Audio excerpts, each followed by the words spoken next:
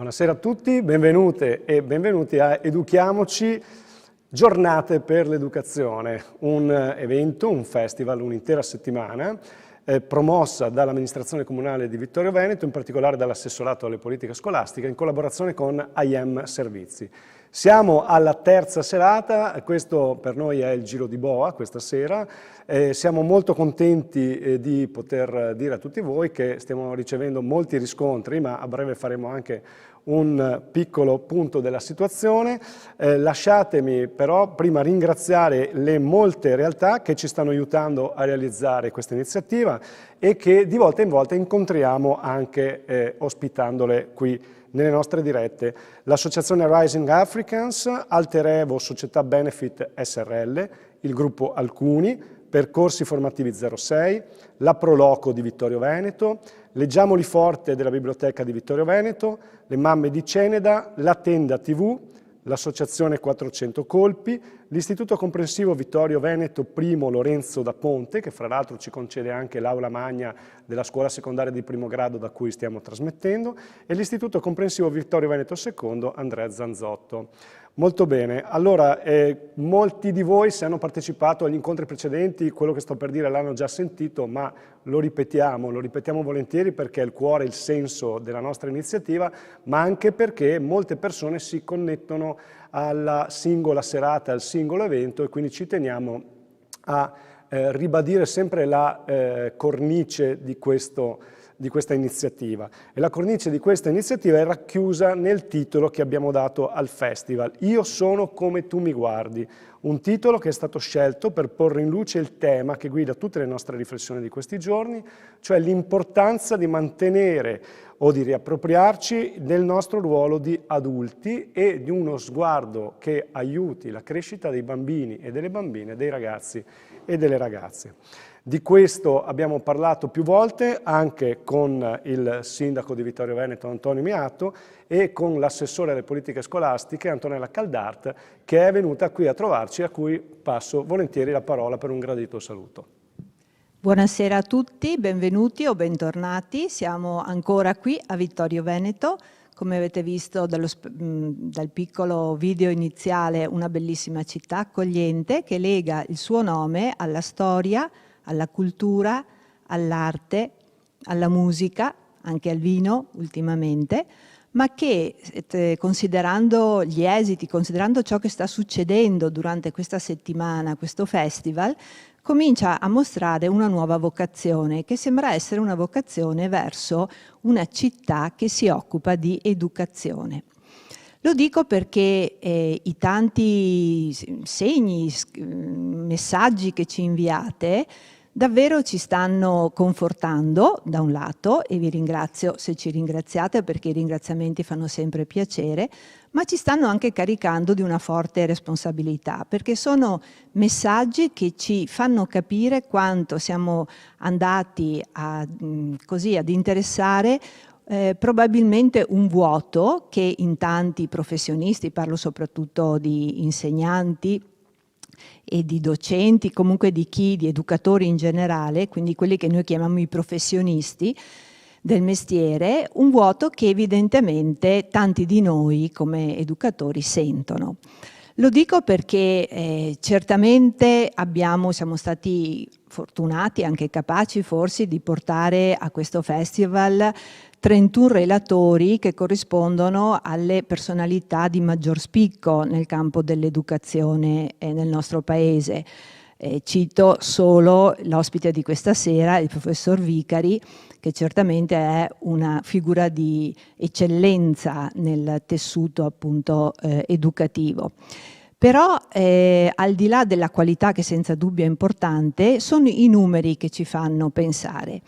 Vi dico solo che sulla piattaforma Zoom, laddove quindi i professionisti si iscrivono, noi abbiamo attualmente 1000 professionisti iscritti e siamo solo alla terza serata, siamo a metà della nostra settimana. Quindi questi professionisti, diciamo, che vanno da nord a sud d'Italia, la maggior parte è evidente sono, anzi ringrazio soprattutto per questo, sono gli insegnanti della nostra città, ma l'elemento che ci fa ancora di più pensare è che la seconda città dopo Vittorio Veneto per numero di iscritti come professionisti sia Roma, cioè la capitale, cioè quella città grande dove tu ti immagini ci sia un'offerta di formazione già sufficiente, e invece abbiamo una grande richiesta proprio dalla nostra capitale, e così via da tante altre città di tutta Italia, davvero dalla Sicilia alla Valle d'Aosta. Le presenze, sapete che noi andiamo sui canali social, quindi al di là della piattaforma Zoom trasmettiamo su Facebook, su YouTube, anche sulla Tenda TV, che è una nostra TV locale. Comunque abbiamo mediamente in diretta dalle 2 alle 300 presenze, che vanno a sommarsi poi, a cui si vanno ad aggiungere le presenze di coloro, le visualizzazioni di coloro che vedono poi la trasmissione in differita. Siamo arrivati a punte di 400 visualizzazioni in 2 giorni. Quindi è evidente che il tema è un tema interessante, e di questo noi andremo a parlare nella tavola finale di questa settimana, dove oltre a me come rappresentante dell'amministrazione e ai dirigenti scolastici degli 2 istituti comprensivi della città, ci sarà un rappresentante dell'ufficio scolastico regionale e ci sarà l'assessore Donazzan, che è l'assessore alla formazione della Regione del Veneto. Quindi sarà quella un'occasione davvero per capire in che direzione sia bene andare per il futuro di questa città, che oggi si sta davvero aprendo a questa tematica della formazione degli adulti. Quindi vi lascio con questo auspicio da un lato, ma anche con l'invito a continuare a mandarci i vostri commenti, le vostre idee, i vostri suggerimenti, perché siamo convinti oggi più che mai che l'educazione sia un dovere ed un impegno della collettività di tutta la società. Quindi insieme possiamo pensare di continuare in questo cammino. Grazie e buona serata. Grazie all'assessore Antonella Caldart, che tra gli altri ha giustamente citato gli istituti comprensivi di Vittorio Veneto, i 2 istituti comprensivi, uno dei quali, l'istituto comprensivo secondo Andrea Zanzotto, è questa sera rappresentato dal nostro ospite in sala. Buonasera. Grazie. Il dirigente dottor Piero Eugenio Lucchetta, che abbiamo come gradito ospite per la seconda volta. Bene, il titolo della serata, il titolo di questa sera è Lockdown, pubertà precoce e altre manifestazioni di malessere nei ragazzi. Un tema molto importante, un tema assolutamente attuale, quindi nel festival stiamo cercando di toccare anche delle cose che riguardano la nostra realtà sociale proprio di questo specifico momento storico. Per affrontare questo tema è con noi questa sera il professor Stefano Vicari, ordinario di neuropsichiatria infantile dell'Università Cattolica Sacro Cuore e direttore dell'unità operativa complessa di neuropsichiatria infantile dell'ospedale pediatrico Bambin Gesù di Roma. Ecco, il professor Vicari ci parlerà dello sguardo proprio che possiamo tenere su bambini e ragazzi, sia come genitori che come insegnanti e come educatori, per accorgersi di quali siano queste manifestazioni di malessere sempre più precoci, legate anche alle molte fatiche che le persone in età dello sviluppo stanno vivendo anche per il periodo storico, e come possiamo essere educatori migliori, più attenti per cogliere questi segnali, prevenire il malessere e aiutare i bambini e i ragazzi a crescere nel modo migliore possibile. Quindi diamo il benvenuto al professor Vicari, che ringraziamo ancora una volta per essere qui e al quale lasciamo la parola per il suo intervento di questa sera. Buonasera professore. Buonasera, buonasera a lei e a chi ci sta seguendo. Io sono davvero molto onorato di poter essere vostro ospite questa sera, quindi ringrazio molto per l'invito. Dispiaciuto di non poter essere nella vostra città, ho visto il video di presentazione, non sono mai stato a Vittorio Veneto, ma davvero sembra molto bella, quindi spero che in futuro ci siano occasioni per vederci in presenza. Questa modalità a distanza effettivamente non è delle migliori, anche se amplia le possibilità di incontro. Io spero di non deludere però le persone che si sono collegate, perché non parlerò di pubertà precoce, non è di questo che mi occupo, come lei correttamente ricordava nella introduzione, nella presentazione. Io faccio il neuropsichiatra infantile nella vita, cioè mi occupo di disturbi mentali, quindi non di malessere, ma di qualcosa di più, non voglio dire estremo, ma insomma di più strutturato, ecco, di un malessere, cioè quando il malessere diventa una sofferenza, un dolore psicologico, un dolore mentale. Questo è un tema però che ha a che fare molto con l'educazione, certamente, perché lo vedremo nel corso di questa chiacchierata come in realtà l'educazione possa rappresentare uno strumento di protezione rispetto ai disturbi mentali e quindi favorire la salute mentale, perché appunto è di salute mentale che poi mi piacerebbe parlare, cioè di benessere psicologico dei nostri figli, dei nostri ragazzi, dei nostri alunni. Il ruolo della scuola in questo senso è davvero fondamentale.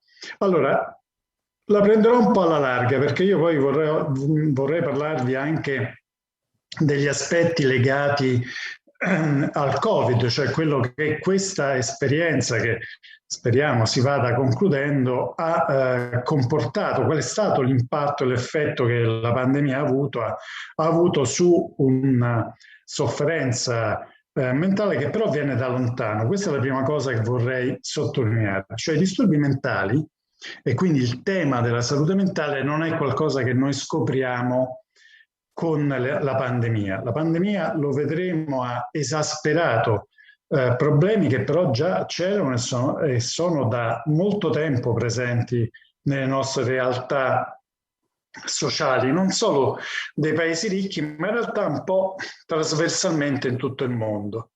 Vi do alcuni dati perché mi sembra importante accendere una riflessione su questo, cioè da molto tempo ormai l'Organizzazione Mondiale della Sanità, quindi diciamo non case farmaceutiche, ma strutture che si occupano di sanità pubblica, ci sottolineano come in tutto il mondo la quota di bambini e adolescenti che ha un disturbo mentale, quindi che ha una diagnosi, oscilla tra il 10 e il 20%.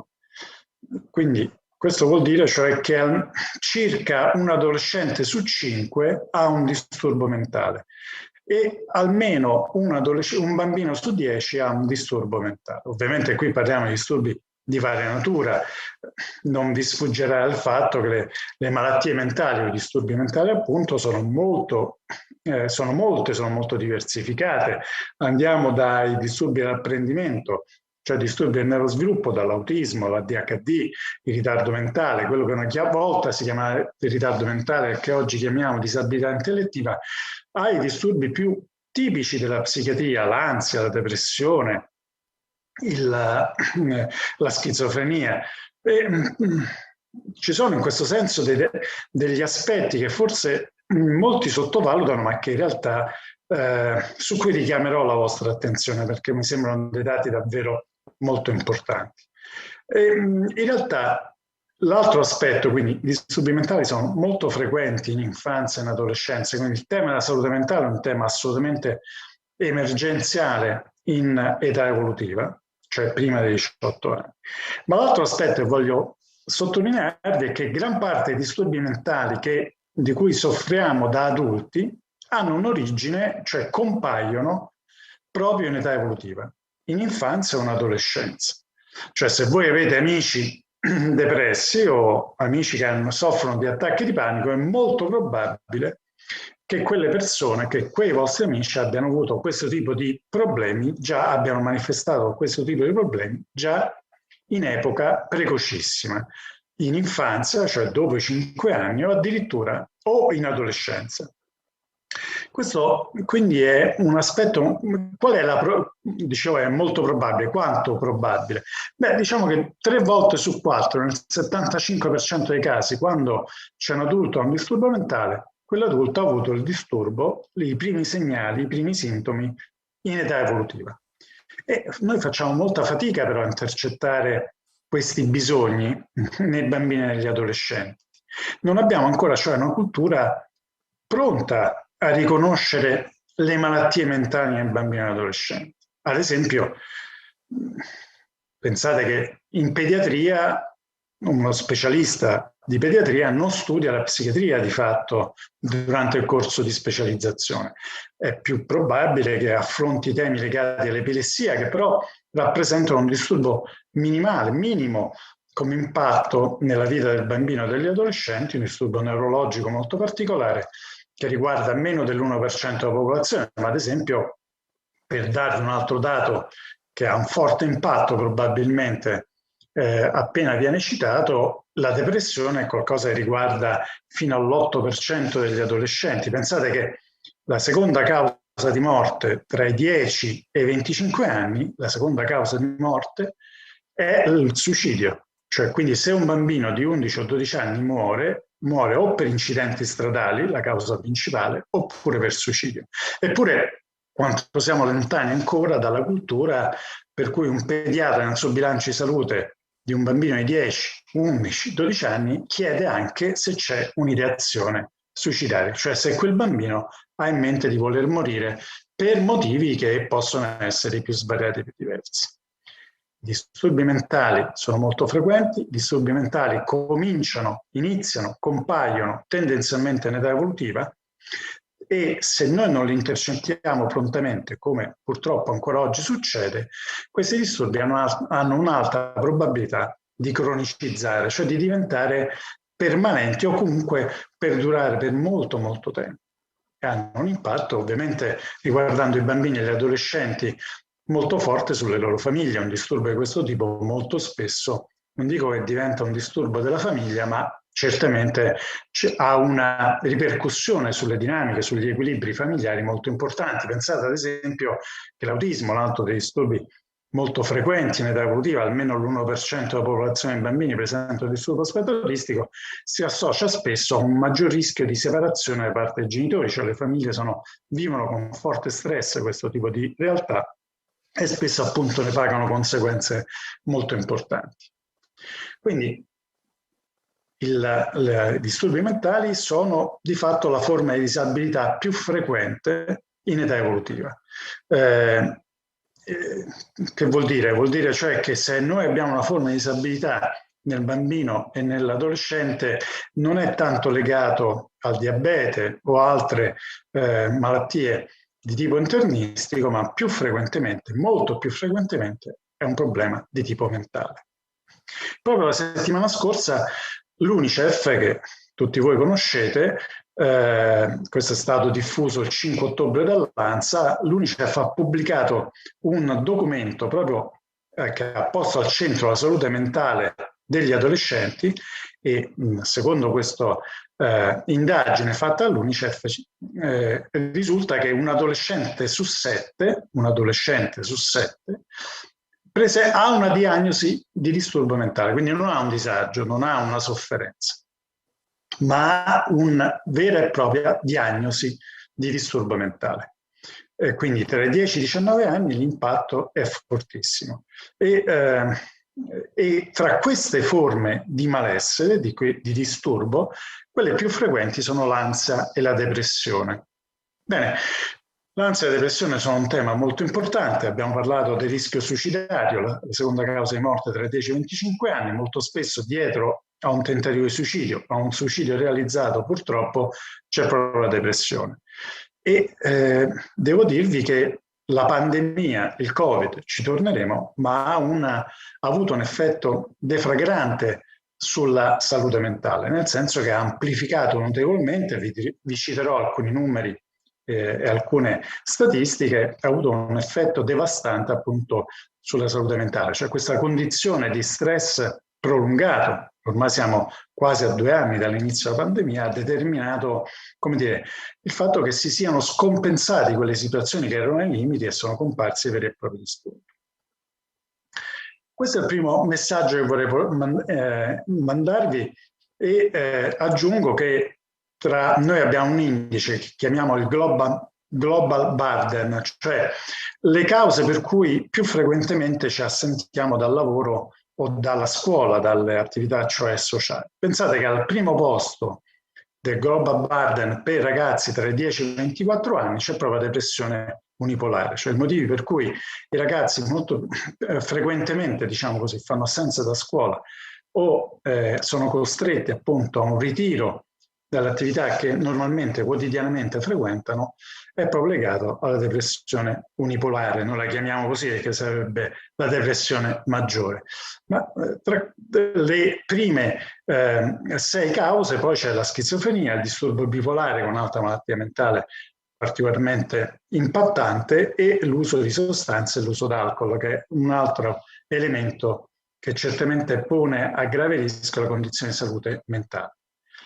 Anche il Garante dell'infanzia nel mese di febbraio scorso ci diceva che la salute mentale è un elemento di forte rischio, anche legato, perché si associa cioè spesso all'abbandono scolastico, che è un fenomeno in grande crescita nel nostro paese, purtroppo, e che appunto si accompagna spesso è determinato dalla copresenza di un disturbo mentale.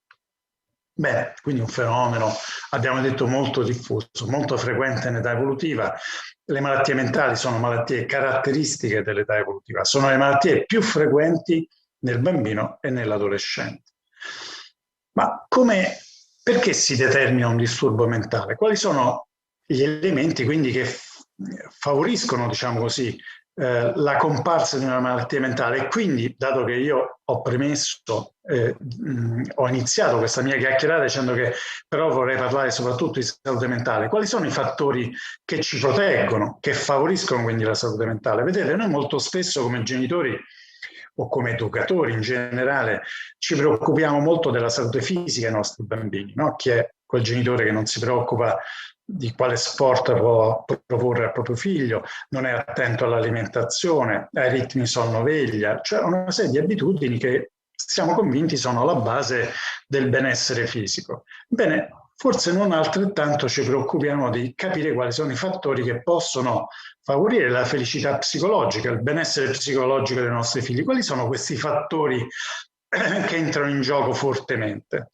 In un libro che ho pubblicato recentemente e che ho voluto intitolare Bambini autonomi e adolescenti sicuri, affronto proprio questo tema, cioè se noi vogliamo che gli adolescenti affrontino con forza, diciamo così, che siano saldi nell'affrontare le sfide che l'adolescenza pone loro, un'età certamente molto particolare, molto critica, legata essenzialmente alla maturazione che il cervello subisce proprio in quegli anni così importanti, dobbiamo portare gli adolescenti ad acquisire delle risorse, dei meccanismi appunto di difesa molto importanti, e ovviamente dobbiamo cominciare in epoca molto precoce, cioè dobbiamo fare in modo che i bambini siano autonomi, se vogliamo che siano appunto degli adolescenti sicuri. Essere autonomi, lo ricordo utilizzando le parole di Maria Montessori, essere autonomi non vuol dire abbandonare il bambino al proprio destino, ma insegnare a fare da solo. Ora, questo è una criticità che noi, perlomeno dal mio osservatorio, che è appunto quello del neuropsichiatra infantile, vediamo come i genitori oggi facciano molta più fatica che 20, 30 anni fa, anche 10 anni fa soltanto. Fanno molta più fatica a dare delle regole, ad aiutare i bambini a gestire la loro frustrazione, cioè a gestire i no, ad esempio aiutare i bambini ad acquisire delle forme di autocontrollo molto importanti, come ad esempio una regolazione dell'alimentazione, una regolazione nei ritmi sonno-veglia, a che ora si va a dormire, ad esempio, o anche nell'uso dei cellulari, nell'uso di strumenti elettronici, che hanno di fatto un impatto molto importante, non vanno sottovalutati sulla salute mentale. Poi magari alcuni di questi temi, se vorrete, li riprenderemo anche in discussione. Ma torniamo a quelli che sono i fattori di rischio e quindi gli elementi di pericolo per la salute mentale nel bambino. Bene, nel libro che vi citavo, Bambini autonomi e adolescenti sicuri, uso un po' una provocazione o forse un po' un estremo per dire che il primo fattore importante per avere dei figli sani mentalmente è scegliere con molta accuratezza la persona, il partner con cui noi facciamo i figli, con cui generiamo dei figli. Questo voglio dire, in altre parole, che la genetica è un elemento molto importante. Questi disturbi, i disturbi mentali e quindi la salute mentale, ha una matrice prevalentemente biologica. Quindi la genetica è un forte determinante. Questo è vero un po' per tutte. Facevo prima il parallelo con la salute fisica, no? Quanto è importante, ad esempio, la genetica nel determinare il cancro, l'infarto, cioè molte delle malattie per cui noi probabilmente andremo incontro a morte. È scritto nel nostro DNA. Certo, ma la genetica non è tutto, poi ci sono dei fattori ambientali che modulano il rischio genetico, cioè voglio dire che se torniamo all'esempio dell'infarto del cancro, se io ho un rischio genetico per queste malattie, ma poi conduco a uno stile di vita ad alto rischio, ad esempio nell'alimentazione, un'alimentazione disregolata, ricca ad esempio di grassi animali, o una vita particolarmente sedentaria, cioè in cui l'attività fisica è fortemente ridotta, aumenta notevolmente la probabilità che questo mio rischio biologico si concretizzi. Per la salute mentale è la stessa cosa, il rischio biologico è un rischio molto importante, la genetica è un elemento centrale, ma poi ci sono fattori ambientali, così come l'alimentazione, l'attività sedentaria per la salute fisica, fattori ambientali che modulano questo rischio. Quali sono questi fattori ambientali? Beh, sono fattori psicologici, sicuramente, e sono fattori sociali. Ad esempio, dei fattori di rischio per la salute mentale. Ecco, una cosa interessante è che questi fattori cambiano in base al momento evolutivo del bambino. Mi spiego meglio. In gravidanza, quando il bambino è ancora, quindi prima della nascita, ci sono dei fattori che possono favorire la sua futura salute mentale. Quali sono? Beh, la tutela della salute della donna in gravidanza, ad esempio. Una donna che in gravidanza è esposta ad agenti inquinanti, all'uso di alcol o di sostanze psicotrope, droghe, cioè o fumo, e espone a un rischio maggiore il nascituro per disturbi mentali. Ma anche le condizioni al momento del parto, ad esempio la nascita pretermine, la grave nascita prematura, aumenta il rischio per disturbi mentali. Pensate che il 10% dei gravi prematuri è a rischio di autismo o ADHD. E poi la malnutrizione, quindi la povertà in qualche modo è un elemento di rischio. Ma la malnutrizione non è soltanto legata alla povertà, ad esempio delle diete seguite dalla mamma in particolare, perché più facilmente, perché è la figura di accudimento principale, sia ovviamente durante la gravidanza, ma anche subito dopo la nascita per l'allattamento, ad esempio. Ecco, una dieta di esclusione, ad esempio di proteine animali, se non correttamente bilanciate da un apporto esterno, può esporre il bambino ad esempio a un rischio di ritardo mentale, di disabilità intellettiva. Il quoziente intellettivo è un elemento di rischio o di protezione per la salute mentale, quindi ad esempio vivere in un ambiente fortemente stimolante previene in qualche modo il disturbo mentale. Quindi immaginate quanto è importante, quanto sono importanti gli asili nido, ad esempio, soprattutto per quelle famiglie che vivono condizioni di disagio economico o culturale. E qui forse vale la pena ricordare che l'Italia purtroppo è uno degli ultimi paesi, insieme alla Grecia, ad ubbidire alla direttiva europea che impone un certo numero di asili nido in base al numero di abitanti. L'Italia in questo è molto a macchia di leopardo, ci sono regioni, zone del nostro territorio nazionale che si caratterizzano certamente per un'offerta molto elevata anche di qualità, altre zone, soprattutto il sud e il centro-sud, che sono invece molto più povere. E poi la capacità di vivere in un contesto familiare accogliente, che non è soltanto un contesto familiare caldo dal punto di vista emotivo, ma anche appunto educativo, quindi la possibilità di aiutare il bambino a gestire e riconoscere le proprie emozioni. Questo è un altro aspetto molto importante. Il bambino che non impara fin da piccolo a gestire la frustrazione è un bambino a maggior rischio per sviluppare poi da grande un disturbo mentale. Fattori psicologici, l'autostima, la capacità di richiedere aiuto, la capacità di svolgere delle attività sociali. E qui vengo agli aspetti appunto sociali, quanto è importante, cioè per il benessere psicologico del bambino, la relazione con i coetanei, una relazione però sperimentata, vissuta, non a distanza. E quindi in questo senso la scuola svolge un ruolo importantissimo.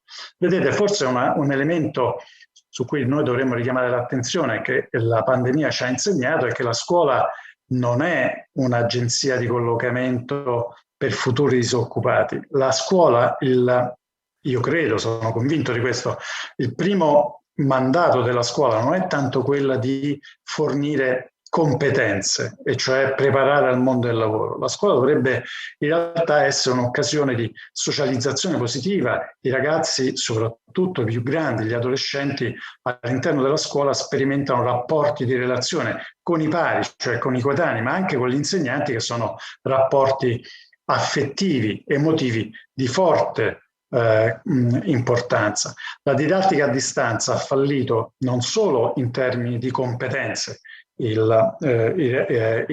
report dell'Invalsi ce lo dimostra, la capacità di apprendimento è notevolmente diminuita a causa della didattica a distanza, ma anche gli aspetti relazionali sono fortemente stati messi in discussione. Le relazioni sui ragazzi sono state prevalentemente virtuali. Ci torneremo quando parlerò del Covid. Quindi fattori di rischio e fattori di protezione sono sicuramente biologici, genetici, ma sono anche legati allo stile di vita, sia intrafamiliare sia scolastico, cioè della vita di relazione che i ragazzi possono vivere. Capire quindi quanto è importante, visto che il rischio biologico non lo posso controllare perché quello è genetico, quindi è dato.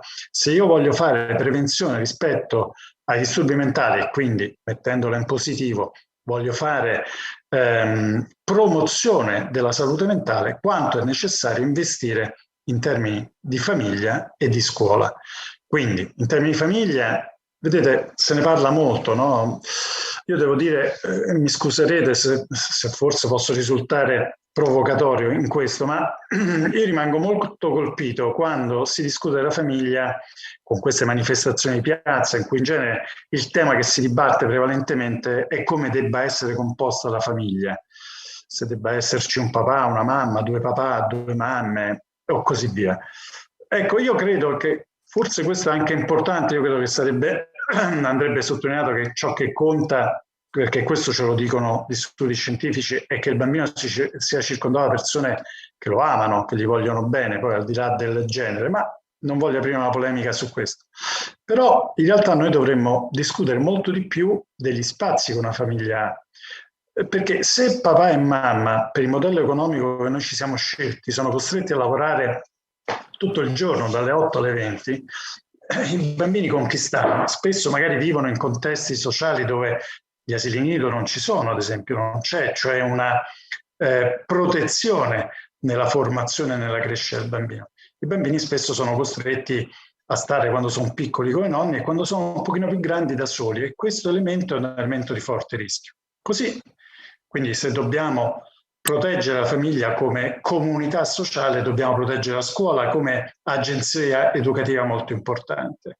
La scuola deve essere un luogo bello dove andare, dove spendere il tempo, e il lavoro degli insegnanti deve essere fortemente valorizzato, perché è un compito che è anche e soprattutto un compito educativo, perché un insegnante motivato, un insegnante capace, un insegnante attento alle dinamiche psicologiche dei ragazzi mi aiuta a fare promozione della salute mentale. Quante volte succede che constatare che è proprio l'insegnante ad accorgersi che c'è qualcosa che non va nei ragazzi, che quella ragazza dimagrisce troppo, che quella ragazza o quel ragazzo è sempre stanco, si addormenta sul banco, si è incupito, tende ad avere meno relazioni con i coetanei. Queste sono tutte informazioni preziosissime. Lo vedremo, i cambiamenti sono i campanelli d'allarme che ci devono allertare a noi adulti, sia che siamo genitori, educatori, insegnanti o comunque prossimi a un ragazzo. I cambiamenti bruschi sono elementi di cui ci dobbiamo preoccupare. Quindi i disturbi mentali, la salute mentale, come quella fisica, è il risultato di molti fattori, non c'è una sola condizione. Molti della mia generazione sono cresciuti un po' idealizzando il valore del trauma, ad esempio, che è stato molto ridimensionato dalla letteratura scientifica più recente. Non c'è una sola condizione, un solo evento che in genere è capace di determinare un disturbo mentale. Può accadere se è un evento particolarmente drammatico, ma sono casi estremi. In realtà la salute come quella fisica, la salute mentale come quella fisica, si basa su molti fattori che intervengono in contemporanea. Ve lo dicevo, la parte biologica sicuramente, ma poi contesti ambientali e di vita che possono svolgere una forte protezione. Però guardate, dicevo, poco fa che i fattori di rischio e quindi di protezione cambiano molto con l'età. Abbiamo visto quelli dei primi anni di sviluppo, che ho detto quanto è importante la gravidanza, stimolare i bambini cognitivamente, e guardate che le deprivazioni di cui soffrono i bambini non sono soltanto quelle di estrema condizione di povertà, ma oggi la deprivazione ad esempio è anche legata a un'eccessiva esposizione a strumenti elettronici. Mi è capitato e mi capita a una certa frequenza di incontrare bambini di 2-3 anni che sono esposti per ore e ore durante il giorno al televisore e che presentano comportamenti di forte chiusura relazionale, dei comportamenti che potremmo definire pseudo-autistici. Mi è capitato recentemente una mamma studentessa universitaria che mi diceva: guarda, io devo studiare, devo preparare gli esami, l'unico modo che ho per far star buono il bambino è metterlo davanti al televisore, un bambino di 2 anni, per 4-5 ore tutto il tempo in cui io studio, e così lui è tranquillo. Questo è una deprivazione sia cognitiva ma anche relazionale molto importante. Forse sarà capitato anche a voi di vedere e di assistere a mamme che allattano i propri figli e contemporaneamente chattano sul cellulare, evitando ad esempio lo sguardo diretto col bambino, cioè uno scambio emotivo col proprio figlio. Queste sono tutte forme di deprivazione grave. Il televisore sempre acceso di sottofondo è un forte impedimento, ad esempio, alla comunicazione che il bambino può realizzare con l'altro. Ecco, deprivazione nei primi anni di vita, l'insuccesso scolastico è un altro fattore molto importante. Il 60% dei bambini dislessici, quando diventano adolescenti, presentano un disturbo d'ansia e di depressione. L'insuccesso scolastico è un fattore di rischio per la salute mentale. E poi, quello forse più importante di tutti, è l'uso delle sostanze, in particolare cannabinoidi. Ormai l'incontro fra ragazzi e sostanze avviene in prima media, agli 11 anni, quando il cervello sta acquisendo una maturazione fondamentale, importantissima, preziosissima. Inondare il cervello di sostanze che agiscono sui recettori neuronali ha spesso effetti devastanti. L'uso delle sostanze è uno dei fattori che probabilmente spiega il grande aumento a cui abbiamo assistito negli ultimi anni di richieste di aiuto e di assistenza per disturbi mentali. L'altro che vi sottolineo è la deprivazione del sonno. I bambini di oggi, rispetto alla mia generazione degli anni 60, diciamo, dormono in media 2 ore in meno a notte. Gli adolescenti ancora molto di più, perché passano molto il loro tempo la notte, a volte addirittura tutta la notte, a videogiocare o a chattare con gli strumenti elettronici. Questo fa sì che poi il giorno non siano in grado di affrontare la giornata, ma al di là di questo la deprivazione del sonno facilita la comparsa, mina la salute mentale, cioè facilita la comparsa di disturbi mentali. Quindi quanto è importante l'educazione. Se noi vogliamo che un adolescente usi responsabilmente, ad esempio, il telefonino e il computer, dobbiamo insegnarglielo fin da piccolo. Non possiamo dare in mano a un bambino di 7-8 anni uno smartphone e lasciargli in un uso in autonomia assoluta. L'Accademia Americana di Pediatria ci dice che prima dei 12 anni non dovremmo dare un cellulare o uno smartphone o un tablet in mano a un bambino senza un controllo diretto dell'adulto. Quando dico queste cose ai genitori mi guardano come se fossi un marziano, perché ormai invece è molto diffusa questa pratica e io non credo che rappresenti un vantaggio. Però per dire che noi dobbiamo educare i bambini a un uso responsabile dei cellulari vuol dire che i genitori e gli adulti in generale devono dare l'esempio. Voi sapete che, anche questo parla degli educatori, quindi dico delle cose sicuramente note a tutti, i bambini non fanno quello che noi diciamo di fare, i bambini non ascoltano le nostre parole, i bambini osservano quello che facciamo e ci imitano. Quindi se io dico a un bambino, a mio figlio, guarda, piantala, smettila di utilizzare il cellulare in continuazione, ma io per primo, durante l'ora di cena, continuo a utilizzare il telefono, do un messaggio contraddittorio ed è molto più potente quello che io faccio rispetto a quello che io dico. Se io voglio o auspico che mio figlio sia una persona educata, attenta agli altri, per primo devo essere molto attento a rivolgermi agli altri in maniera educata. Quindi se io, ad esempio, suggerisco a mio figlio di salutare tutte le persone che incontra, questo vuol dire che io devo essere il primo a farlo. Se gli dico che occorre tolleranza e comprensione nei confronti degli altri, non posso scendere dall'auto quando mi tagliano la strada con il crick in mano, minacciando di colpire chi appunto si è reso colpevole di cotanto oltraggio. I ragazzi e i bambini ci guardano e ci imitano. Se vogliamo, sono veramente a nostra immagine e somiglianza molto spesso. Quindi se noi auspichiamo delle modalità comportamentali tranquille, riflessive, se ad esempio auspichiamo che i nostri figli leggano i libri, ci devono vedere sfogliare dei libri. L'esempio che arriva, come dire, la classe dirigente di questo paese non è sempre edificante. Io sono rimasto molto colpito a leggere che un sottosegretario di questo governo ha dichiarato con una certa tranquillità che sono 4 anni che non legge un libro. Non mi sembra una comunicazione che vada nella direzione della promozione del sapere e delle conoscenze. Bene, vorrei dedicare, io tengo d'occhio l'ora, quindi non voglio rubare troppo tempo poi a un'eventuale discussione. Soltanto un accenno, abbiamo detto salute mentale, quali sono i fattori di rischio, le cause e quindi anche i fattori di protezione. Se noi vogliamo dei bambini e degli adolescenti sani mentalmente dobbiamo ridurre tutti i fattori di rischio. Quindi ad esempio i genitori, un'altra cosa a cui io sottolineerei molto importante, i genitori devono stare con gli occhi molto aperti. Tanto devono passare il tempo con i ragazzi, cioè ci devono stare, devono condividere gli spazi, delle ore e poi devono controllare quello che i figli fanno. Io dico provocatoriamente sempre in quel libro: non abbiate paura di controllare il telefono dei vostri figli, ovviamente se si tratta di un minore.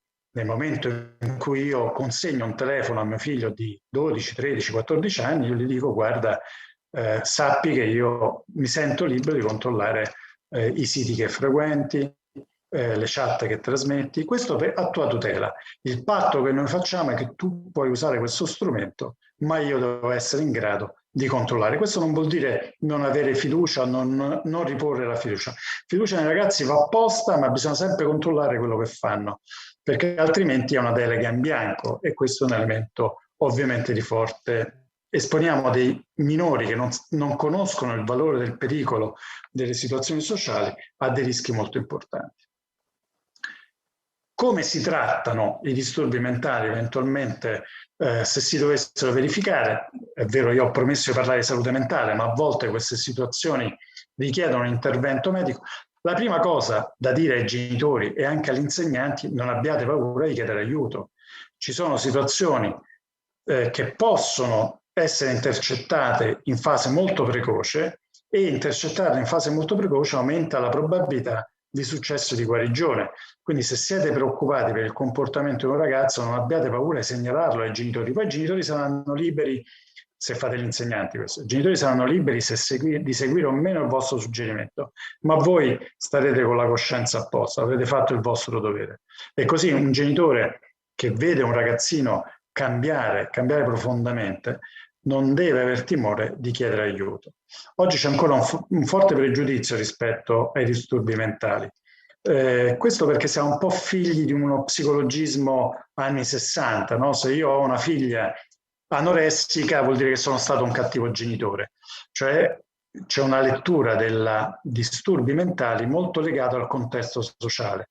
Del resto questo è un po' anche il contributo che Basaglia ad esempio ha dato alla psichiatria è stato un po' questo, no? Immaginare i disturbi mentali come unico riflesso della condizione sociale.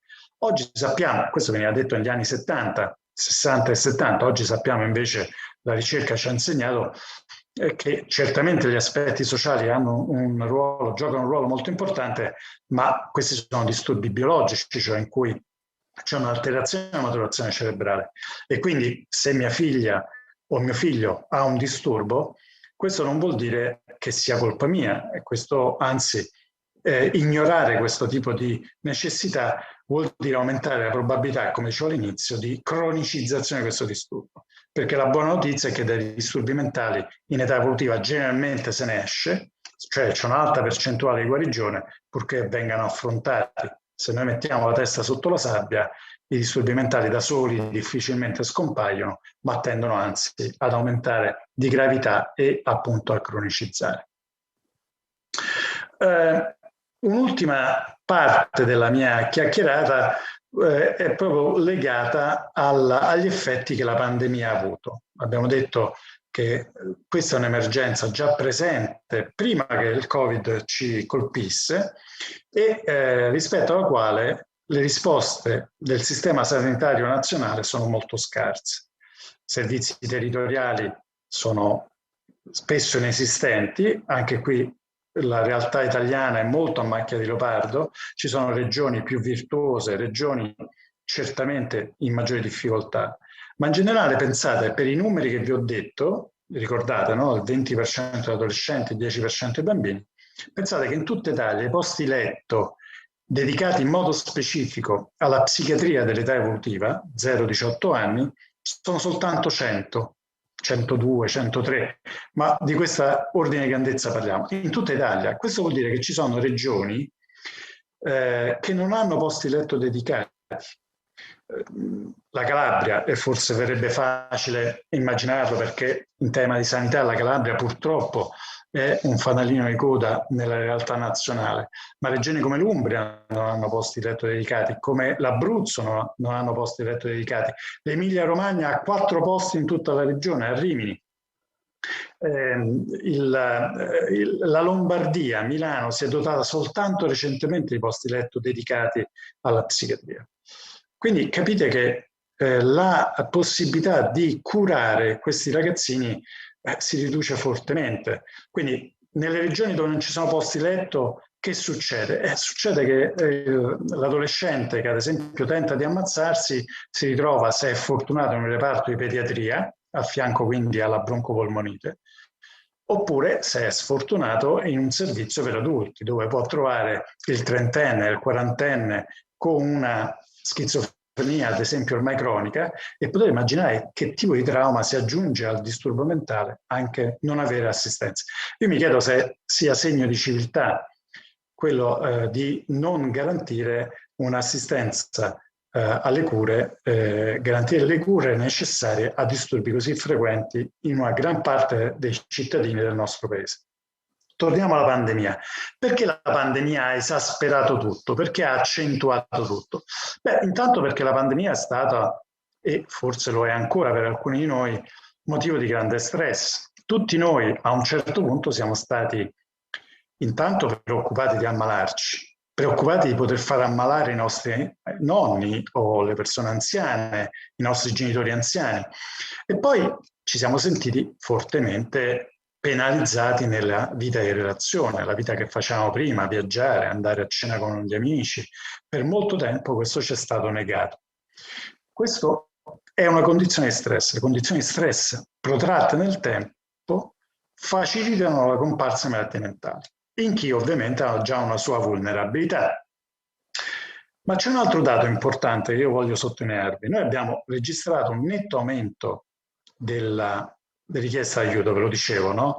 I primi dati del primo lockdown, quindi vi ricordate la primavera del 2020, la primavera dello scorso anno, marzo-maggio, si è assistito, ci sono stati molte indagini, molti studi fatti anche nel nostro paese che hanno documentato come ad esempio i bambini, fino al 70% dei bambini, capite che numeri, diciamo, cioè 2 bambini su 3 hanno presentato un aumento di irritabilità, disturbi del sonno, disturbi d'ansia e una regressione nello sviluppo, che vuol dire cioè la comparsa di comportamenti tipici di età precedenti. I bambini sono tornati ad esempio a farsi la pipì sotto, a tornare a dormire nel letto con i genitori, che hanno cominciato hanno presentato un rifiuto per il cibo e così via.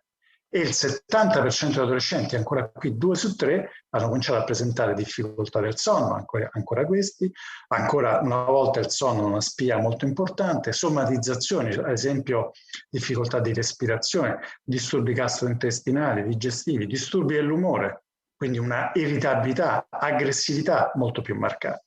Questi dati sono stati inizialmente pubblicati in Cina per ovvi motivi, poi riprodotti in Italia, che è stato il paese, come sapete, in Occidente tra i più colpiti e tra i primi colpiti, ma poi sono stati prodotti anche in altri paesi.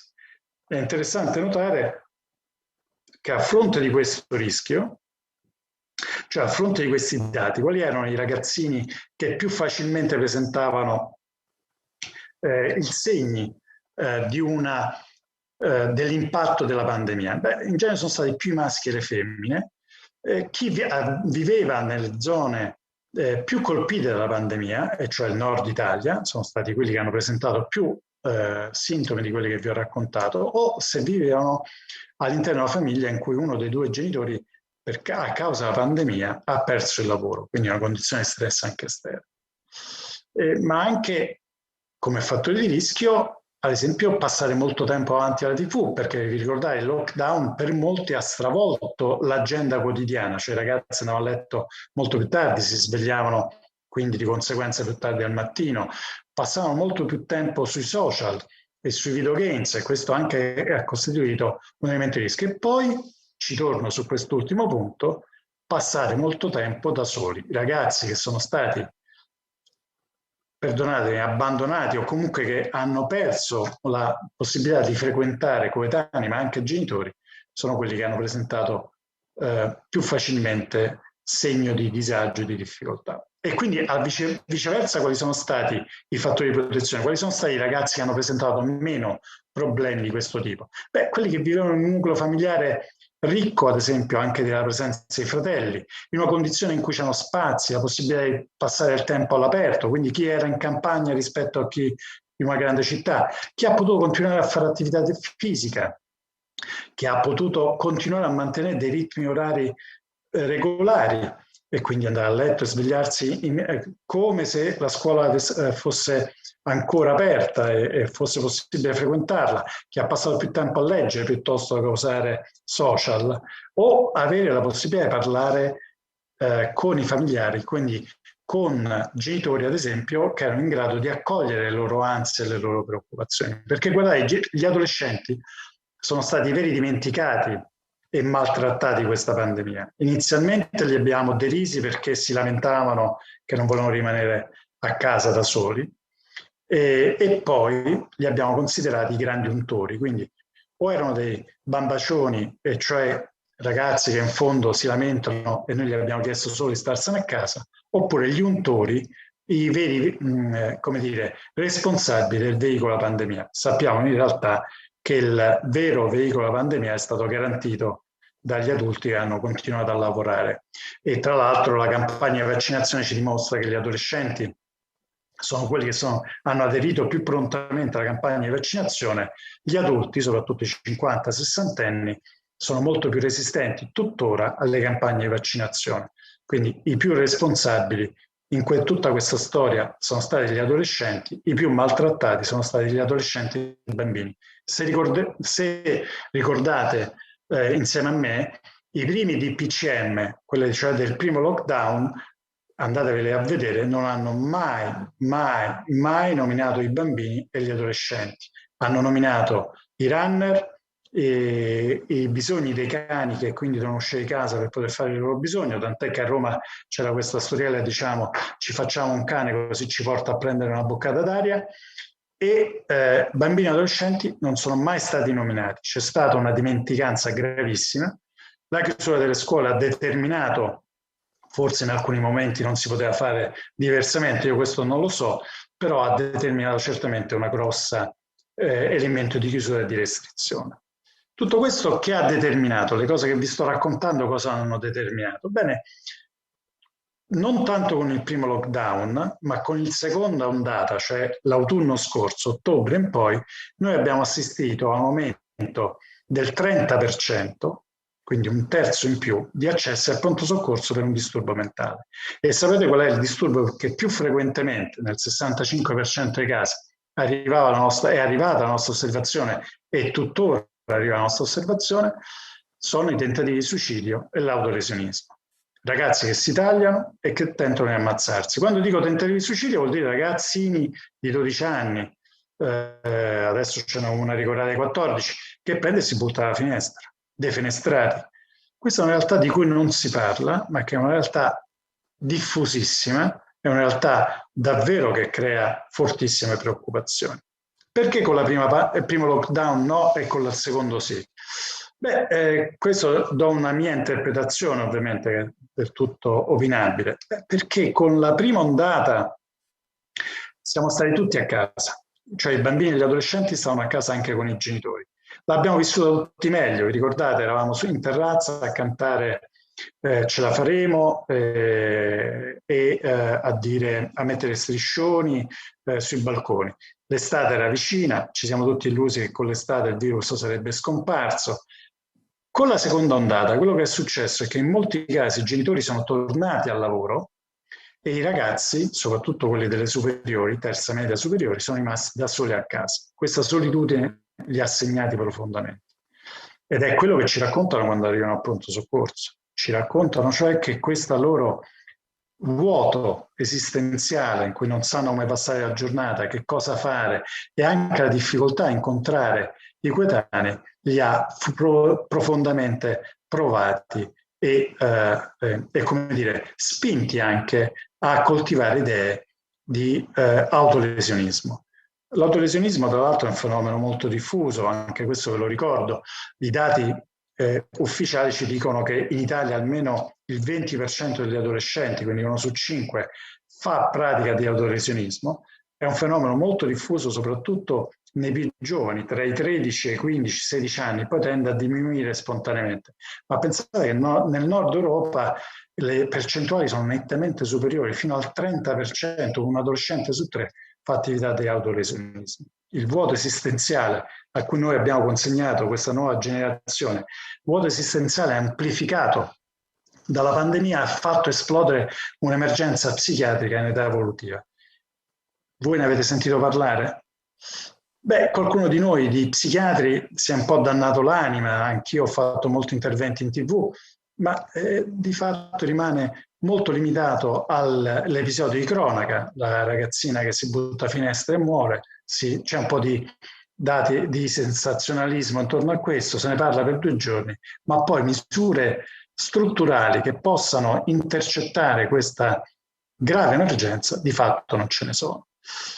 Mi avvio a concludere perché vedo che il tempo, io sono a 50 minuti, quindi non voglio rubare tempo alla discussione, e sottolineo solo alcuni aspetti che io vorrei, come dire, consegnarvi. Allora, intanto il tema della salute mentale, e quindi l'altra faccia della medaglia è quello delle malattie mentali, è un'emergenza che noi conosciamo da molto tempo, non è qualcosa che nasce con Covid, è qualcosa di sottovalutato negli anni passati. Il Covid ce la sta, come dire, sbattendo in faccia, perché i comportamenti autolesivi in Europa, negli Stati Uniti soprattutto, in Italia, sono aumentati notevolmente. Quando parlo di comportamenti autolesivi intendo i ragazzi che si tagliano, ma anche i ragazzi che tentano il suicidio. E questo sottolinea come sia cruciale occuparci della salute mentale dei bambini e degli adolescenti. È cruciale aiutare i genitori a una genitorialità positiva, cioè a svolgere la loro azione educativa.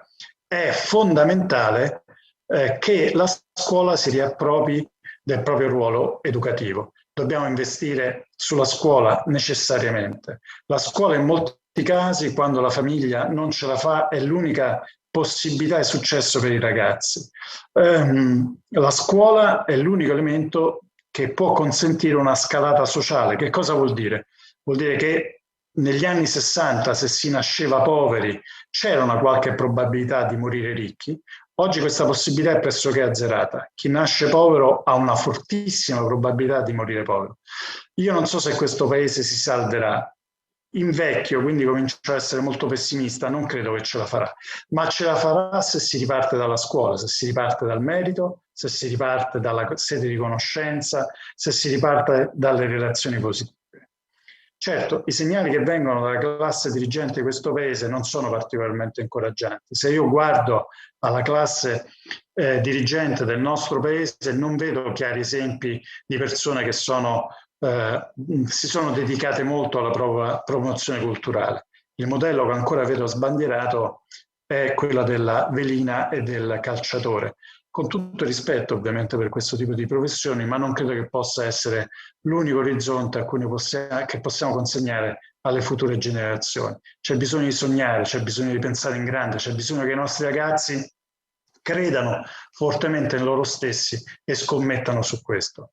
Se la scuola manca questa funzione vitale e non possiamo chiedere agli insegnanti di rispondere loro individualmente, serve un sistema che garantisca tutto questo. Io credo che le future generazioni pagheranno un prezzo molto alto alla pandemia e alla carenza di stimoli culturali a cui noi purtroppo stiamo assistendo.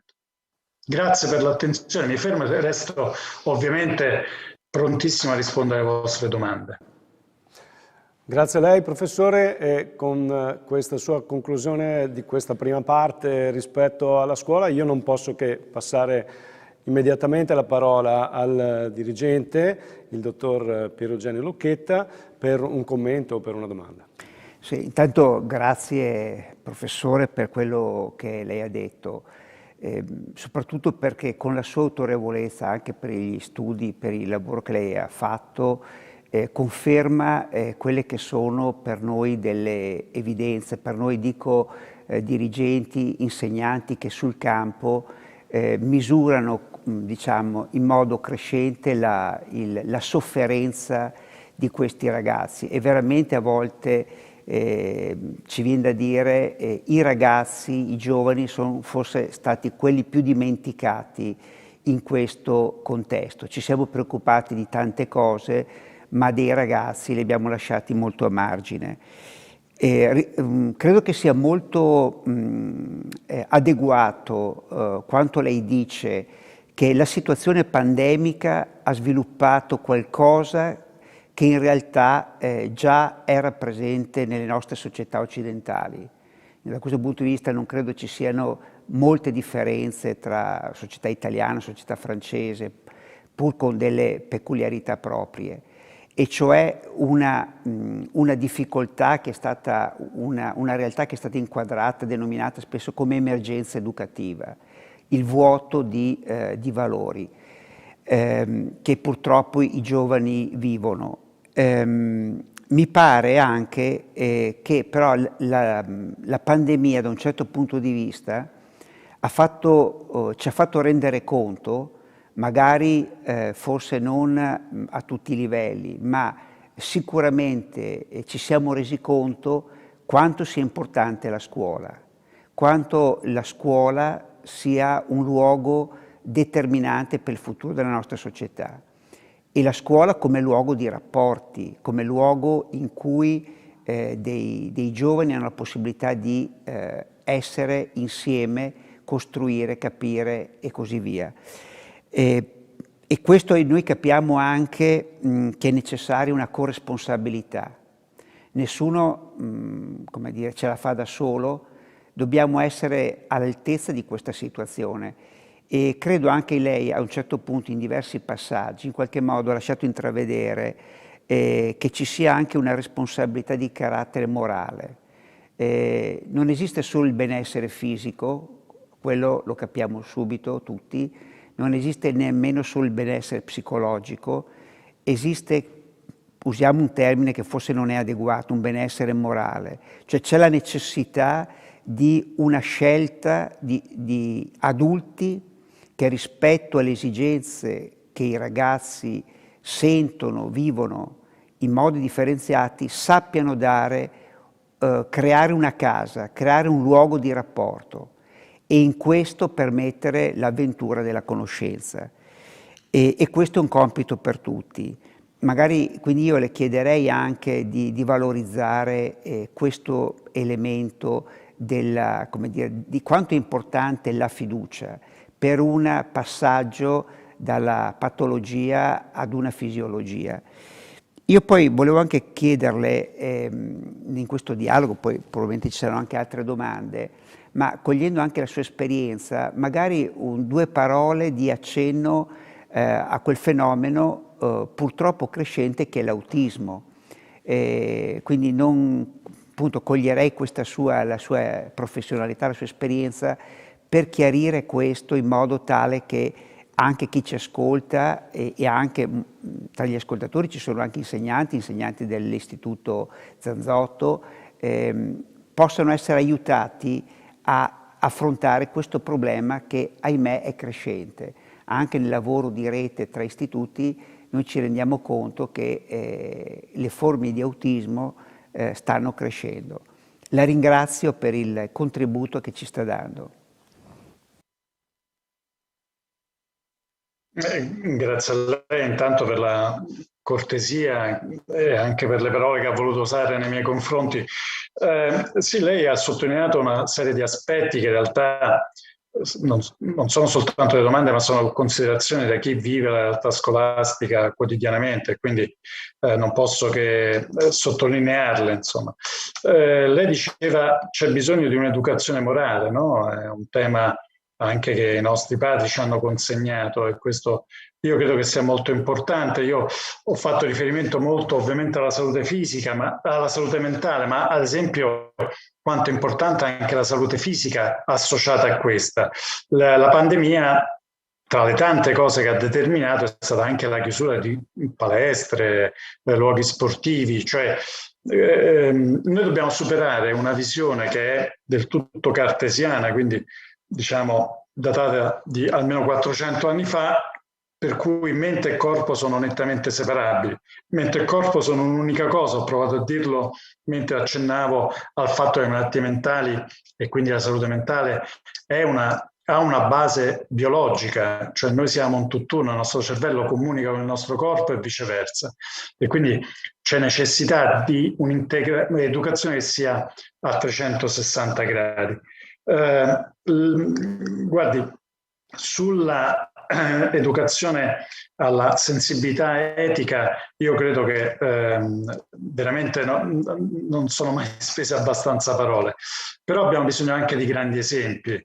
Noi abbiamo bisogno quindi che il mondo degli adulti si assuma delle responsabilità in questo senso. Noi non possiamo chiedere alle nuove generazioni di rispondere a delle carenze che sono carenze della nostra generazione, delle nostre difficoltà. Noi abbiamo bisogno di grandi testimonianze. Lei citava tra le righe Papa Francesco, che dice: questa pandemia è un'emergenza educativa. Per questo dicevo, noi dobbiamo investire sulla scuola e sul sapere, perché altrimenti a queste sfide noi faremo molta fatica a rispondere. E lei sottolineava anche correttamente, secondo me in modo molto opportuno, la necessità di costruire dei rapporti con i nostri ragazzi che siano rapporti di fiducia, ma questo non può non passare attraverso un'attività di responsabilizzazione che inizia fin dalle primissime fasi di vita dei ragazzi. Abbiamo bisogno cioè che i genitori educhino al senso di responsabilità, che vuol dire essere in grado di rispondere e cioè alle mie azioni seguono delle conseguenze, e le conseguenze possono produrre degli effetti. Le nuove generazioni oggi fanno molta fatica a confrontarsi col senso di responsabilità, spesso non c'è mai un prezzo da pagare rispetto a eventuali insuccessi, errori, tendiamo a giustificare sempre i comportamenti anche negativi dei nostri figli, e questo non aiuta i ragazzi a costruirsi una immagine di loro che è anche un'immagine che fa i conti con i propri limiti e con i propri difetti, e questo ha spesso un effetto devastante.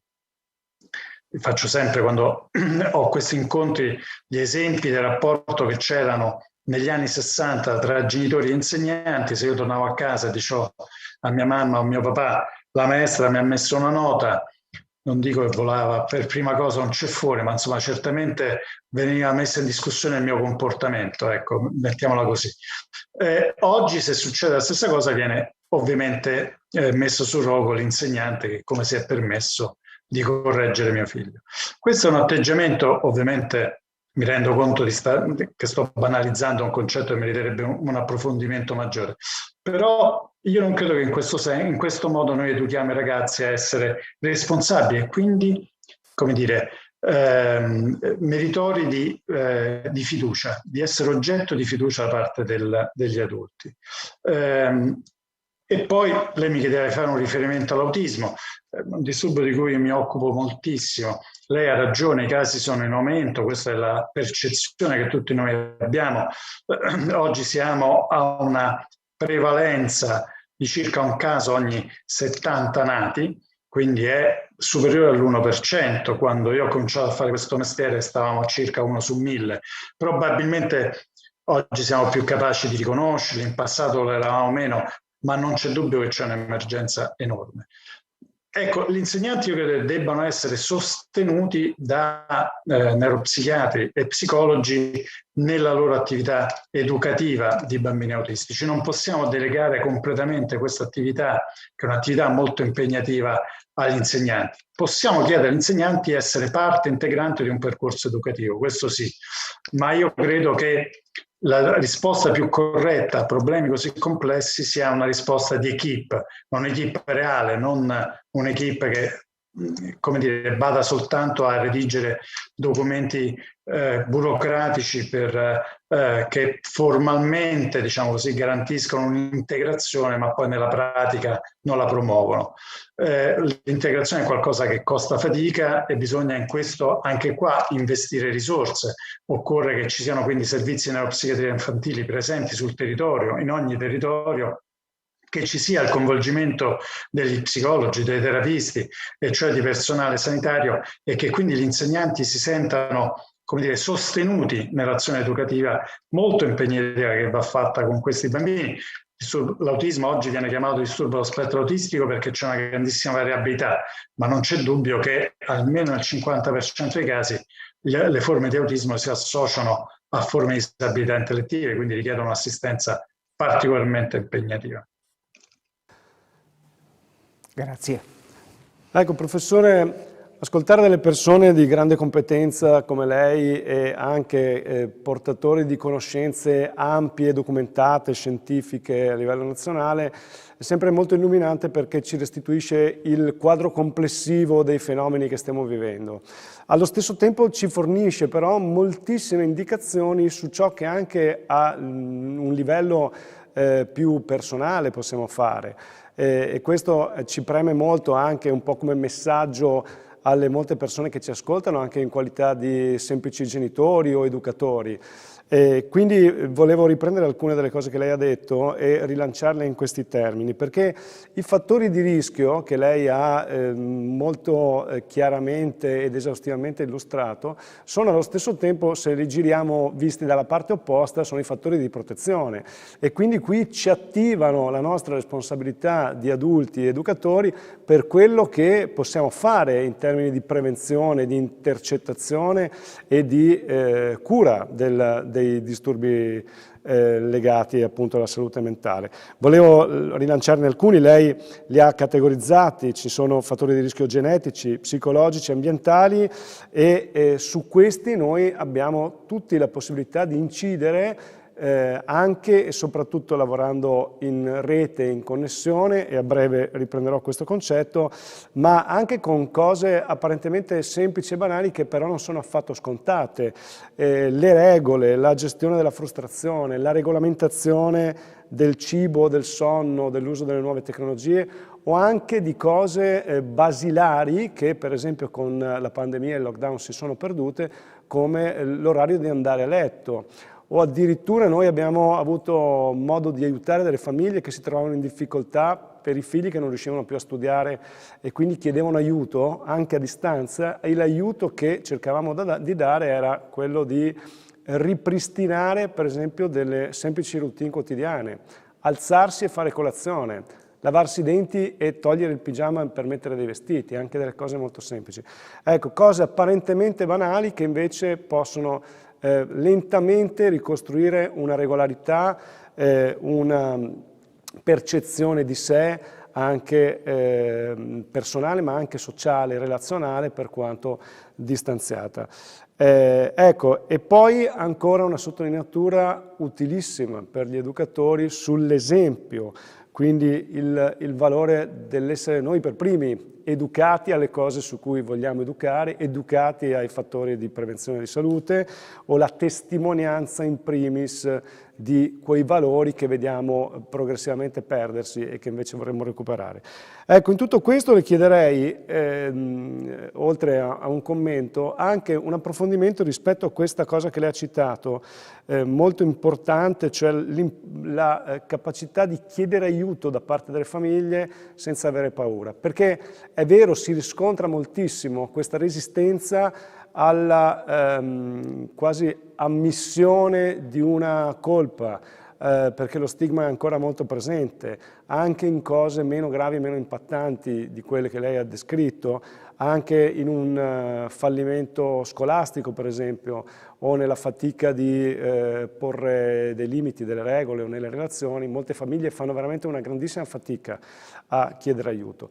E quindi, se possibile, vorrei da lei un approfondimento, un commento su questo, perché lei ci ha anche chiarito scientificamente che la difficoltà di un figlio non è una colpa dei genitori. Ecco, può aggiungere qualcosa in questi termini?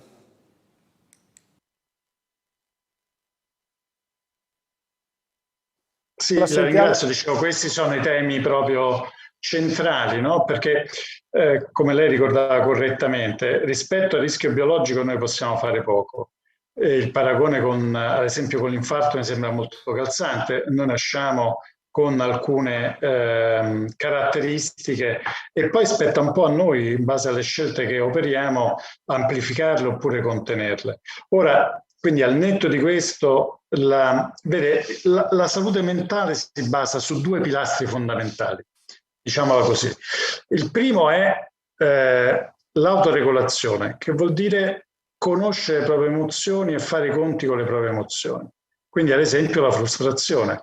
Quindi, ad esempio, non esaltarmi quando tutto mi va bene e non deprimermi alla morte quando invece ho un insuccesso. Essere equilibrato, no? In fondo il concetto di salute mentale proprio spesso viene associato al concetto di equilibrio, di riconoscere le emozioni, fare i conti con le proprie emozioni. Quando è che un bambino impara a farlo? Beh, da subito, fin dai primissimi mesi di vita, dai primi anni di vita. Il ruolo dei genitori in questo senso è fondamentale, non può essere delegato da altri. Io non ho mai visto, guardi, faccio questo mestiere da una trentina d'anni, non ho mai visto tanti bambini disregolati a 2 anni, cioè bambini che a 2 anni sono letteralmente ingestibili di fronte a un no, e genitori che fanno molta fatica a dare delle regole. Ma questa è la loro responsabilità, anzi a volte mi capita di incontrare genitori che addirittura teorizzano il fatto che non possono dare regole. Io sono un genitore democratico, lascio che mio figlio capisca lui quello che può fare e quello che non può fare. Quindi capisce che, oppure io lavoro tutto il giorno, torno a casa, se mio figlio va a letto alle 8:30 io non lo vedo mai. In genere io rispondo dicendo, quindi suo figlio ha 2 danni in uno, il primo è che non lo vede mai, il secondo è che non può dormire perché deve stare con lei. La vita di molte famiglie è centrato sui bisogni di alcuni, non si rispettano i bisogni di altri.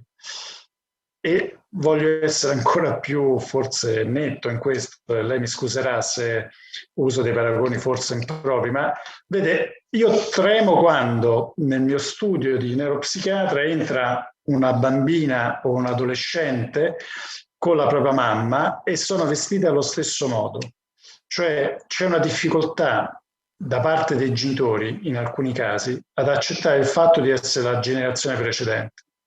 Così come segno di questo è la frase «io sono la migliore amica di mia figlia».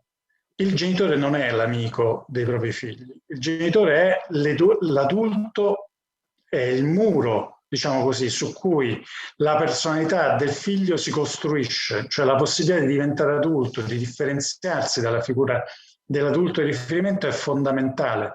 Questo, come dire, melma in cui bambini, adolescenti e adulti convivono tutti senza differenziazione di ruoli è un fatto pericolosissimo, secondo me. Dicevo recentemente a una mamma che aveva gli stessi piercing e gli stessi tatuaggi della figlia, dicevo, ma vede, qual è lo spazio di trasgressione che lei lascia a sua figlia adolescente? Sua figlia si fa un piercing, lei se lo fa uguale. Sua figlia si fa un tatuaggio, lei se lo fa uguale. Capisce che l'unico strumento di trasgressione che lei lascia a sua figlia è il Kalashnikov, cioè la possibilità di essere così devastante, così dirompente rispetto al mondo degli adulti, che deve alzare necessariamente l'asticella di scontro. Perché questo fanno gli adolescenti. Lo abbiamo fatto tutti, siamo stati tutti adolescenti. A un certo punto ci siamo opposti all'autorità. E se l'autorità, come dire, non ci consentiva questo, noi alzavamo nettamente il livello di scontro. Questo è un elemento, io credo, di particolare criticità, perché è molto diffuso. Davvero i genitori fanno molta fatica a essere, come dire, l'alter ego dei propri figli in qualche modo, cioè incarnare dei valori che i figli devono in qualche modo contestare, digerire, vomitare, perdonatemi il termine, per poi riappropriarsene quando sono adulti. Se manca questo passaggio di differenziazione, la crescita psicologica dei ragazzi è certamente una crescita molto più difficoltosa, devo dirle. Questo è un elemento critico. Non so se ho risposto a tutto, forse ho perso una parte delle sue osservazioni, mi scuso, ma no, ma certamente, non ho appunto. No, ma certamente il cuore è questo, perché non è un caso che l'obiettivo di questo intero festival sia porre lo sguardo nei confronti dei bambini e dei ragazzi, ma porre uno sguardo anche noi come adulti, perché se non recuperiamo la nostra funzione, il nostro ruolo educativo, non possiamo essere utili all'educazione nei loro confronti. Ecco, quindi assolutamente questo ci stava a cuore, questo lei ce l'ha confermato. Ho recuperato la parte che avevo perso, purtroppo come dire, gli anni passano e comincio a perdere colpi. Quindi le dicevo, i pilastri su cui si basa la salute mentale. Uno è la gestione delle emozioni, l'autocontrollo, no? Lo abbiamo detto, centrale la famiglia. L'altro aspetto su cui noi costruiamo il nostro benessere psicologico è la capacità di costruire relazioni positive. Noi siamo in equilibrio quando gestiamo le nostre emozioni e quando siamo in grado di avere un rapporto con i nostri coetanei, con l'altro, sia coetaneo o non coetaneo, che è un rapporto equilibrato. Godiamo dell'amicizia, dell'affetto, delle relazioni con gli altri. Pensi quanto è importante in questo il ruolo della scuola. Dov'è che un ragazzino sperimenta e scopre chi è, ma rispecchiandosi negli altri, no? Cioè io capisco se sono intelligente, meno intelligente, simpatico, antipatico, arrogante, come dire, opportuno nelle mie relazioni, soltanto stando in mezzo agli altri. Chi è che di noi a 14 anni raccontava le cose più intime a papà e a mamma?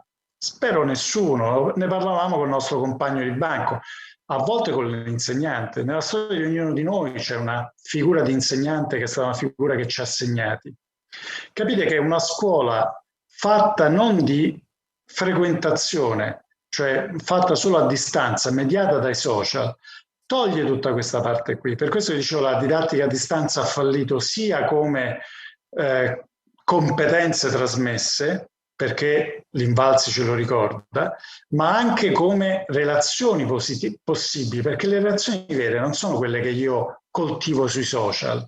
Se voi andate sulla mia pagina di Facebook, voi trovate una realtà edulcorata di me, non trovate i miei difetti, non trovate i miei limiti, trovate quello che io voglio che voi vediate e che conosciate di me, anche magari un po' amplificato in meglio.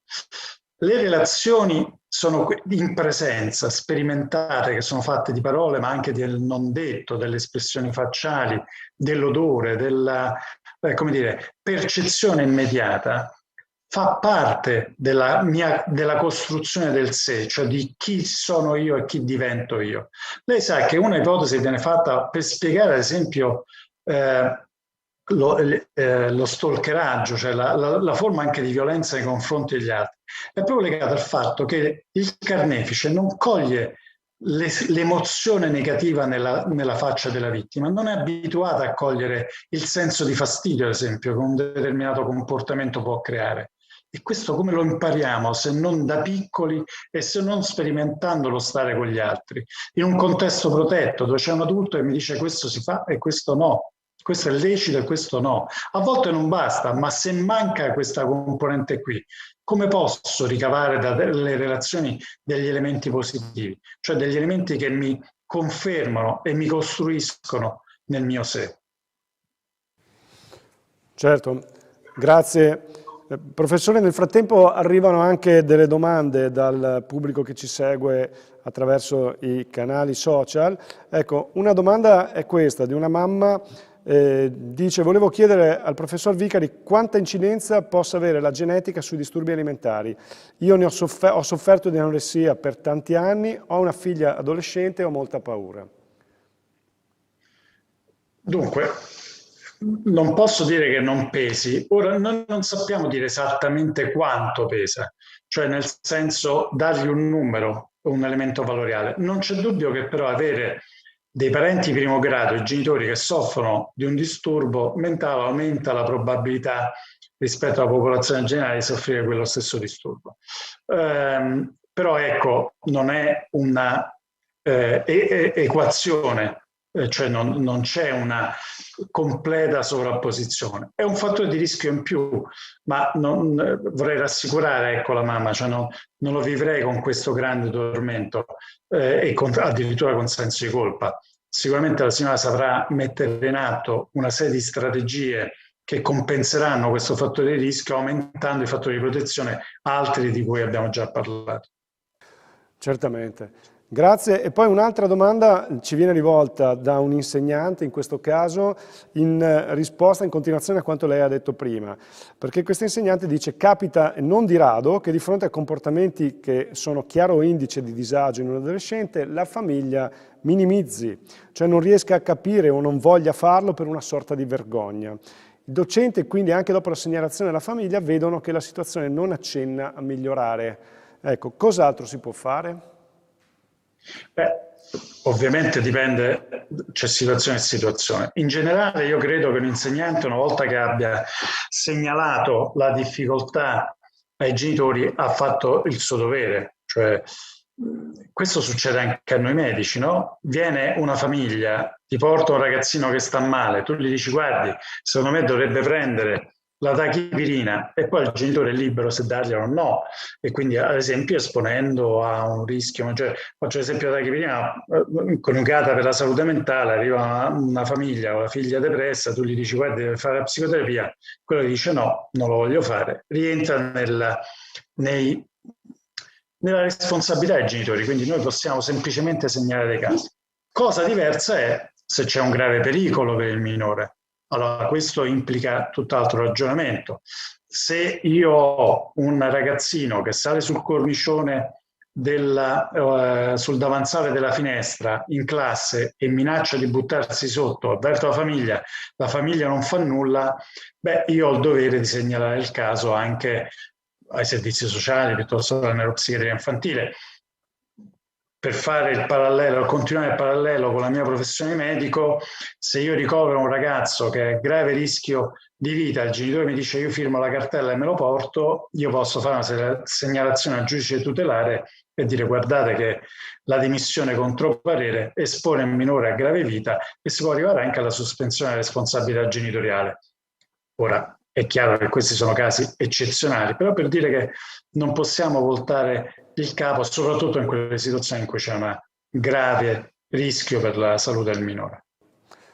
Certamente. Quindi grazie anche per le risposte alle persone che ci scrivono, che invitiamo sempre quando ci seguono a farlo, perché questo arricchisce naturalmente il dibattito, consente ai nostri relatori di tarare i loro interventi anche sulle necessità di chi ci ascolta. Questa è una delle cose che ci fanno molto piacere. Ecco, professore, siamo addirittura d'arrivo, e quindi io lascerei lo spazio per un ultimo commento, sottolineatura o domanda al dirigente, il dottor Lucchetta, che è qui presente, e poi la saluteremo. Allora, io raccoglierei 3 spunti. In un certo senso, lei, parlando della scuola in presenza, ha fatto in qualche modo un'esaltazione del limite umano, e sentire gli odori, sentire che le cose non sempre vanno. E questo secondo me è un aspetto importantissimo perché in qualche modo ci fanno cogliere insieme e fanno capire che l'uomo in qualche modo dipende anche dagli altri. Il secondo spunto che sottolineo, sottoscrivo, quando lei dice un adulto non è l'amico del figlio, ma l'adulto è un muro, è una base su cui il ragazzo costruisce la sua identità e quindi dobbiamo sfatare, dobbiamo in qualche modo mettere in secondo piano quest'idea che i genitori siano i migliori amici dei figli. No, il genitore è un'altra cosa, ma non per cattiveria, ma proprio perché uno vuole bene al figlio. E poi un terzo spunto che io sento di dover dire anche quando capitano nelle situazioni limite, situazioni di difficoltà, rispetto ai docenti oppure rispetto anche a quando io devo intervenire. E credo che il più grande aiuto che noi possiamo dare, al di là della segnalazione, è sentire che quel ragazzo, quell'alunno, in qualche modo è parte di me, in qualche modo siamo comunati, riprendo un'espressione usata da un ebreo, credo, da una comunità di destino. La scuola non è solo una comunità scolastica, ma è una comunità di destino in cui si comincia a condividere un destino insieme. E questo, comprendere questo, è l'inizio il più grande inizio di speranza in qualunque situazione noi possiamo trovarci. Ecco, la ringrazio ancora per la sua compagnia, per la sua riflessione e speriamo di averlo ancora, magari in presenza a Vittorio Veneto, che è una città bellissima ed ospitale. Magari, poi ho sentito che avete il vino buono, quindi va bene. Esatto, è la terra del Prosecco e quindi bene. Tra l'altro ricordo che i primi di settembre c'è stato il Festival per l'Innovazione a Valdobbiadene con la presenza del Ministro Bianchi. E in quella circostanza il Ministro Bianchi disse, ad un certo punto utilizzò questa espressione, la scuola è la vera infrastruttura della società italiana. Ho usato un termine che non è magari adeguato, ma fa capire quale sia la sua importanza. Grazie. Condivido in pieno. Tra l'altro l'ultima sua sottolineatura, adesso non voglio rubare altro tempo, ci mancherebbe, però è molto importante secondo me che l'insegnante mantenga un rapporto di fiducia con i ragazzi, perché spesso è l'unico legame che può salvare il ragazzo, ma anche con i genitori, quindi anche nella segnalazione. L'empatia nel gesto che viene compiuto è fondamentale. Io sono un tuo alleato, a me sta a cuore la salute di Giulio piuttosto che Sara e su questo io ti segnalo che qualcosa non va, ma non perché sto giudicando te come genitore, ma perché insieme vogliamo il bene di Giulio e di Sara. E quindi se io faccio questo passo e mi permetto di dirti questo, lo faccio con il cuore in mano perché è per il bene comune, per il bene prezioso che noi riponiamo nel ragazzo. E così con i ragazzi tu puoi parlare con me di tutto, non racconterò ad altri quello che tu mi racconti, a meno che non ci sia una condizione di pericolo. Cioè se tu mi racconti una cosa e ti espone a grave pericolo, io dovrò dirlo a mamma e papà, ma il resto resta tutto tra te e me. È una porta che io lascio aperto al dialogo tra te e me. Tu sai che puoi sempre contare su di me, puoi dirmi tutto quello che ti riguarda. I ragazzi hanno bisogno di porte aperte di comunicazione e che vadano al di là degli aspetti formali. Cioè il rispetto dei ragazzi nei confronti degli insegnanti ci può essere anche se il ragazzo poi diventa, come dire, se utilizza l'insegnante come un confidente, come appunto un educatore prezioso. Grazie per questa conclusione, grazie ancora naturalmente al dirigente Lucchetta, ringrazio anche l'assessore Antonella Caldarte che è stata presente questa sera, ha fatto il punto sul nostro festival e naturalmente che ha voluto fortemente ed è sempre con noi in questa avventura. Professor Vicari, veramente grazie di cuore per il suo contributo molto gradito. Grazie a voi. Grazie a lei. E quindi l'aspetteremo a Vittorio Veneto. Ringraziamo molto volentieri. Anche per mettete in fresco una bottiglia di prosecco. Sicuramente. Bene, il nostro ringraziamento va anche alle molte persone che stanno continuando a seguirci. Continuate a farlo attraverso i canali social del Comune di Vittorio Veneto. Potete trovare e scaricare l'intero programma sul sito www.educhiamocivittorioveneto.it. Io vi do appuntamento alla giornata di domani, la quarta giornata. Abbiamo un calendario molto ricco che vi invitiamo a consultare. Grazie a tutti, buonanotte e a domani. Arrivederci. Buonanotte.